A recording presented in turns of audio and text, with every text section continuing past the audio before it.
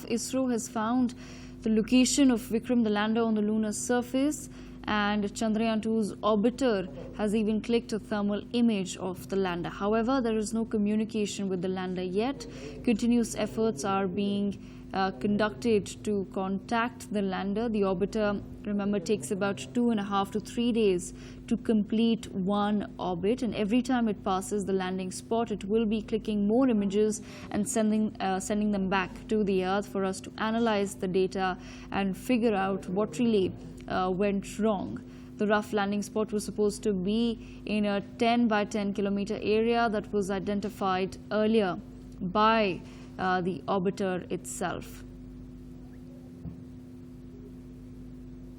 My colleague Megha now joins us on the broadcast as well with further details and an explanation, in fact, of where is it that the landing spot could have been based on some mathematical calculations that we've done. Megha, over to you.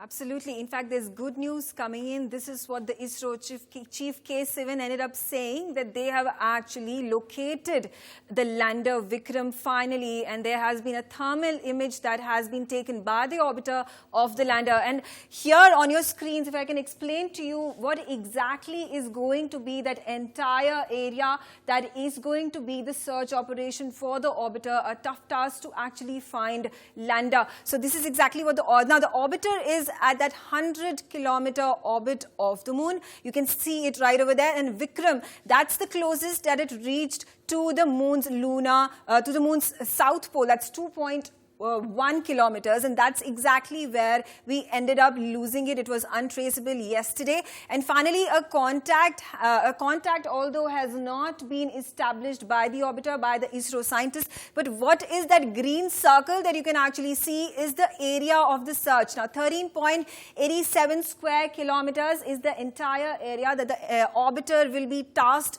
with searching the Vikram. This is the vicinity where the Vikram may have actually landed, may have actually been circulating around that particular area. This is what we are focusing around right now. Like I said, there was certain speculation that there were scientists, ISRO scientists, that went about saying that maybe the thrust was not high enough, strong enough, because of which we could not break the lander at the right time, at the right speed. However, later on, after certain analysis was made of that entire debacle, what is coming across is that the thrust was maybe too high, which ended up causing that lander to actually turn over. And that's what the speculation is. We cannot be talking about it with full certainty, but this is exactly what we know. This is exactly the crux of what the ISRO chief has said, and this is exactly how the orbiter is going to go around that